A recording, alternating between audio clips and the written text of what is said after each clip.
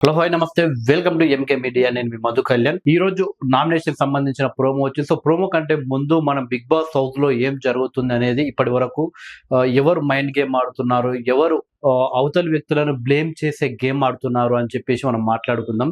So ముఖ్యంగా సోనియా గురించే మనం మాట్లాడుకోవాలి. ఎందుకంటే చిన్న చిన్న విషయాల్ని కూడా చాలా పెద్దగా చేస్తుంది. సో తను ఎక్కడ కూడా ఇన్వాల్వ్మెంట్ అనేది ఎక్కువగా ఉండట్లేదు, టాస్క్లు కూడా అంత బాగా ఆడడం లేదు, కేవలం మాటల మీదనే బిగ్ బాస్ హౌస్ లో అయితే రాణిస్తుంది. అలానే అవి మంచి మాటలు అంటే అవి కూడా కాదు, అవతల వ్యక్తిని గాయపరిచే విధంగా, అవతల వ్యక్తిని ఇబ్బంది పెట్టే విధంగా మాట్లాడుతుంది. సో తన గురించి మాట్లాడుకుందాం. ముందుగా సోనియా బిగ్ బాస్ హౌస్ లో అడుగు పెట్టగానే ఫస్ట్ ఎవరితోటి గొడవ స్టార్ట్ చేసింది అంటే శేఖర్ భాష తోటి. సో శేఖర్ భాష ఒక పండు, బత్తాయి పండు ఉంటుంది. సో ఆ బత్తాయి పండుతోటి ఇలా క్యాచెస్ ఆట ఆడుతున్నారు. సో కొత్తగా హౌస్‌లోకి వచ్చిన వాళ్ళు ఒకరినొకరు పరిచయం చేసుకోవాలన్నా గానీ, వాళ్ళతో బాండింగ్ ఏర్పడాలన్నా గానీ, ఏదో ఒకటి మాట్లాడుతుండడం, ఏదో ఒక యాక్టివిటీ చేయడం అనేది జరుగుతుంది. సో దాంతో క్యాచెస్ ఆడడం అనేది పెద్ద విషయం అయితే కాదు. సో మనం బయట కూడా ఇంట్లల్లో కావచ్చు, అక్కడ కూడా ఆ బత్తాయి పండుతోటి కావచ్చు, యాపిల్ పండు కావచ్చు, అలాంటి పండ్లతోటి మనం ఆడుకుంటుంటాం. సో అక్కడ కూడా తను అలానే ఆడుకుంటాడు. అదే అరటి పండు కావచ్చు, అలాగే సీతాఫలం కావచ్చు, పండు అంటే ఇలా మెత్తగా ఉన్న పండులతోటి ఎవరు కూడా అలా ఆడరు. సో సో బత్తాయి పండు అనేది కామన్ ఆడుకుంటారు. సో దాన్ని ఒలుచుకొని తినొచ్చు ఆ తర్వాత మెత్తగా అయినా గానీ. సో అలాంటి పండు కాబట్టి తను ఆడుకున్నాడు. సో తనతో ఆర్గ్యుమెంట్ స్టార్ట్ చేశారు. సరే అది ఒక గ్రూప్, ఒక ఇంట్లో ఉన్న వ్యక్తులకు ఇబ్బందవుతుంది. సో తనకి ఇబ్బందవుతుంది కాబట్టి అలా ఆడొద్దని జెప్పింది. ఓకే. బట్ ఆర్గ్యుమెంట్ అనేది జరుగుతూ తను ఎలా తీసుకువెళ్ళిందంటే, నువ్వు నువ్వు అలా పడ్డ పండు నువ్వు తింటావేమో కానీ, మేము అలాంటి పండు తినము. మేము మంచి ఫుడ్ తింటాం. కింద పడ్డయి మేము తినము. నువ్వు డ్రైనేజ్‌లో ముంచుకొని తిను, లేకపోతే మురికిలో ముంచుకొని తిను, కిందేసుకొని తిను, తొక్కేసి తిను అన్నట్టు అది ఇంకా పెద్దగా చేయడం అలా స్టార్ట్ చేసింది.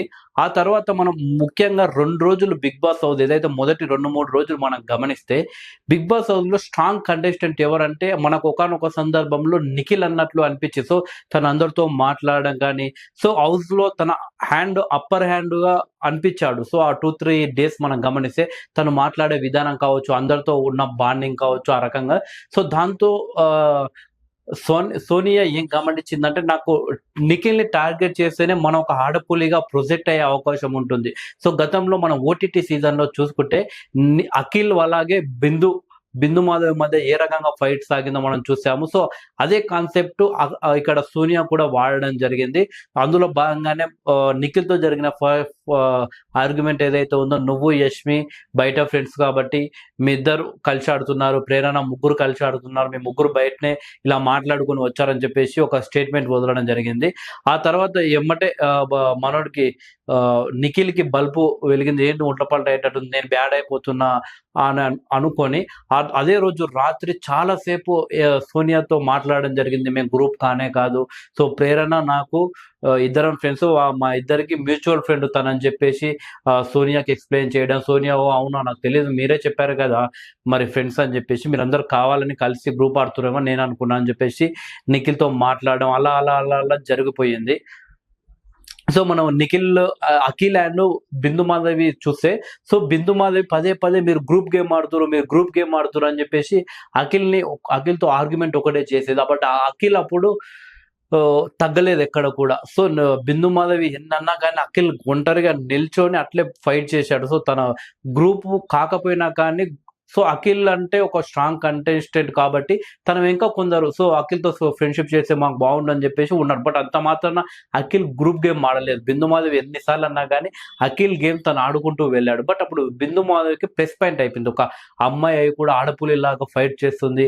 Already Akhil Bigg Boss 4 runner up కాబట్టి, సో అలాంటి వ్యక్తినే ఇలా ఢీకొడుతున్న వరకు బిందు మాధవి హైలైట్ కావడం, తను విన్ కావడం జరిగింది. సో అదే కార్డ్ అనేది ఇక్కడ సోనియా యూజ్ చేస్తుంది. బట్ నిఖిల్ అఖిల్ లాగా ఫైట్ చేయకుండా, సో పట్టించుకోకుండా తన గేమ్ తను ఆడకుండా సోనియాకు బలైపోయిందని చెప్పొచ్చు. సో అందుకే 2, 3 డేస్ మనం బిగ్ బాస్ హౌస్ చూస్తే ప్రెజెంట్ ఉన్న నిఖిల్‌కి, అప్పుడున్న నిఖిల్‌కి చాలా తేడా ఉంది. సో ఇప్పుడు నిఖిల్ ఎవరితో కూడా ఎక్కువగా మాట్లాడలేదు. లైట్‌గా మాట్లాడుతున్నాం అంటే మాట్లాడుతున్నాం, ఆ విధంగా ఉంటున్నాడు అంతే.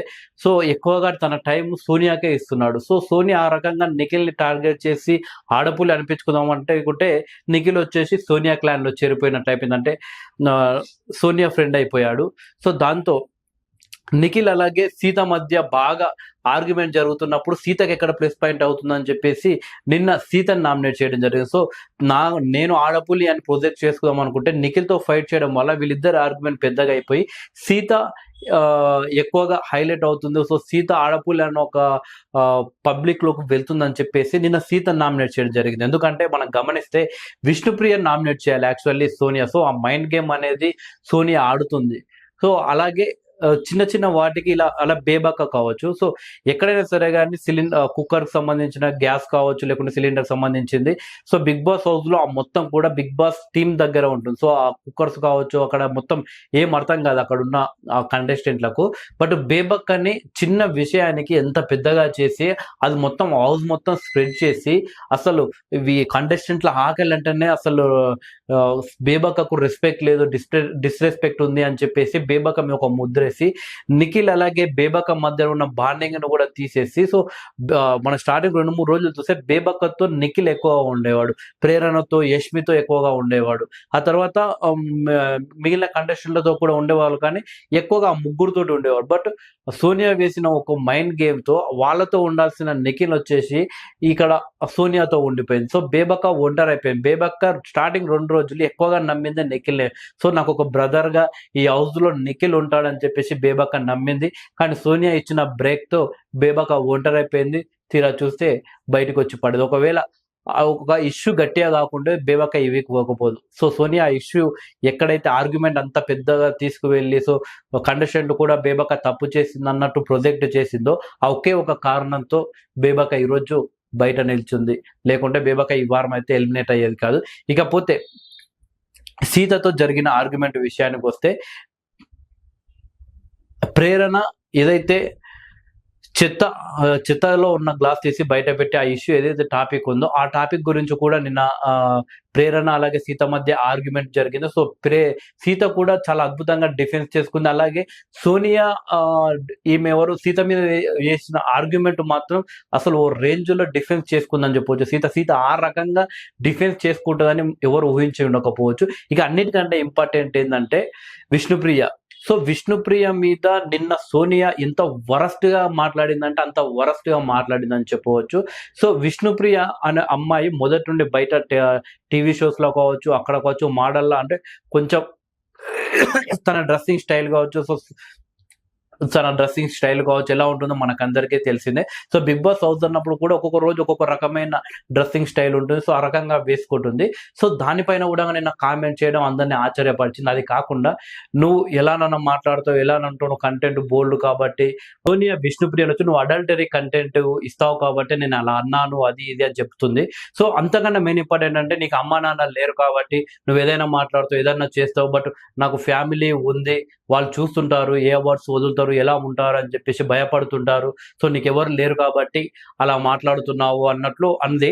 సో విష్ణుప్రియ వాళ్ళ అమ్మ నాన్న ప్రజెంట్ లేరు. సో అది దృష్టిలో పెట్టుకొని సోనియా అన్నట్టయితే తెలుస్తుంది. సో అదే మాటలు ఒకవేళ సోనియా అంటే పరిస్థితి, సోనియాని కాదు ఇతర ఏ కంటెస్టెంట్ కానీ విష్ణుప్రియ కానీ ఇంకెవరన్నా కానీ ఆ రోజు మొత్తం ఫుల్గా ఏడ్చేసి ఎమోషనల్ గా ఏడవడం కావచ్చు, అవతల వ్యక్తిని అది ఇది అనడం, దాన్ని ప్రోమోలో కట్ చేయడం, సోషల్ మీడియాలో విపరీతంగా ట్రోల్స్ విపరీతంగా దాన్ని పబ్లిసిటీ చేయడం, సో వాళ్ళ కండిషన్లకు సంబంధించిన ఇన్స్టాలో పెట్టుకోవడం, దానికి సాంగ్స్ వేయడం, ఇవన్నీ జరుగుతుంది. కానీ విష్ణుప్రియ కాబట్టి దాన్ని లైట్ గా తీసుకుని దాన్ని పెద్దగా ఎక్కడ కూడా తను ఎమోషనల్ అయ్యి దాన్ని పెద్ద ఇష్యూ చేయలే. సో మొన్న సోనియాని విష్ణుప్రియ అన్న ఒకే ఒక మాటకు సోనియా వెళ్ళి ఎంత హడావిడి చేసి పెద్ద హైలైట్ చేసి ఏడవడం కానీ ఎలా చేసినా మనం అంతా చూసాము. సో విష్ణుప్రియ ఆ రోజు అన్న దాంట్లో తప్పు లేదు. సో నీకు నిఖిల్కి స్టార్టింగ్ లో పడకపోయేది కదా, ఇప్పుడు మీ మధ్య ఉన్న ఫ్రెండ్షిప్ ఏంది అన్న అంతే. ఆ ఒక్క దాంట్లో ఏదో అడల్టరీ ఉన్నట్లు, ఏదో విష్ణుప్రియ తప్పుగా అడిగినట్లు సోని ఆ విధంగా దాన్ని హైలైట్ చేయడం జరిగింది. సో నిన్న నామినేషన్ లో విష్ణుప్రియ కూడా అదే నేను అడిగిన దాంట్లో తప్పిందంటే దానికి సమాధానం ఇవ్వకుండా నువ్వు నీ కంటెంటే అది, నువ్వు అలా అడగడం తప్పు, నీకు 10 నిమిషాలు కూడా నీతో కలిసి నేను మాట్లాడలేదు అసలు ఎలా అడుగుతావు, సో నీకు ఆయన ఫ్రెండ్షిప్ ఏంది అన్ని అడగడంలో 10 నిమిషాల సమయం కాల. సో విష్ణుప్రియ హౌస్ లో తిరుగుతున్నప్పుడు అక్కడిక్కడ ఉన్నప్పుడు సోనియా హీరోయిన్ హీరోయిన్ హీరోయిన్ అని కూడా వెనకంగా కామెంట్ చేస్తుంది. మరి అప్పుడు హీరోయిన్ అని ఎందుకు అనాలి? సో నీకు ఆమెకు బాండింగ్ లేనప్పుడు. సో ఇవన్నీ కాకుండా సోనియా మాత్రం పక్క ప్రణాళికతో పక్కా ఎప్పుడు ఎవరితో గొడవ పెట్టుకోవాలి, ఎవరిని రెచ్చగొట్టాలి, ఇదే పని మీద ఉంటుంది. వేరే పనేం లేదు ఆమెకు. సో, హౌస్‌లో ఎక్కడ చూసినా ఎక్కడో దగ్గర కూర్చొని, సో, ఎవరితో మాట్లాడుతున్నా గాని ఏదో ఆలోచించుకుంటా నెక్స్ట్ ఎవరిని గెలుకుదాం, ఎవరి దగ్గర తప్పు దొరుకుతది, ఇలా చూసుకుంటూ సోనియా ఉన్నట్టు తెలుస్తుంది. సో, నిన్న విష్ణుప్రియ అన్న మాటలు మాత్రం మామూలు కాదు.